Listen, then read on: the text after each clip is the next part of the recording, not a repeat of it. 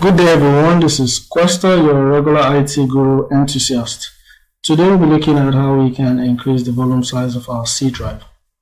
Now, I have a situation here, and I'm looking at my C drive, it's looking red. Most times when we encounter this, we are always scared of the eventuality of losing our system or our hard disks crashing. And most of the times, the fastest and easiest resolution we do is to pick up some folders and cut and paste them to other drives. Now there are situations where, for example, I'm running a virtual machine on my system and I have a lot of instances of operating systems installed on the virtual machine, and each of these operating systems I have allocated some amount of hard disks to each and every one of them, and this hard disk I have allocated is being picked up from my C drive. So in this situation, I can't actually move such applications to other drive because they are picking directly from the C drive. So today we're going to look at how we can manage the situation by actually increasing the volume size of our C drive. Now first of all, this is what I'm going to do. Now looking at my D drive, the D drive is made up of 100 gigabytes. So I can just decide to move what I have here to my E drive and paste. And I allow that to run. This might take a couple of minutes. As soon as we're done copying this file, then we could see how we can actually increase the volume size of our C drive.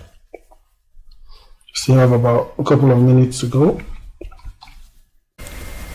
Now that is completed, we'll click on PC, Manage. And then we click on our disk management.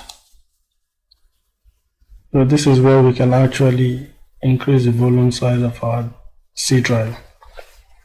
Now here is the volume we want to use to extend to our volume C.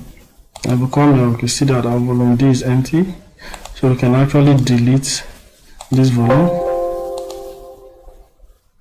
That's now a free space. Now if we come here and right click, our extended volume has not been highlighted. So we'll delete this partition. Then we'll come back here and you can see now extend volume. So we'll click next. Now what size of volume do you want to add to the C drive? We want to actually extend all of that volume. Click next and finish. And you can see our D drive has now been merged to our C drive.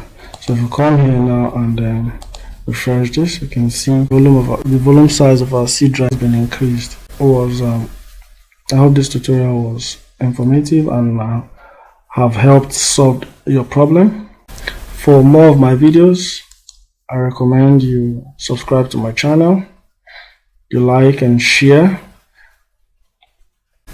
I hope this was informative and helpful. Thank you for viewing and have a wonderful day.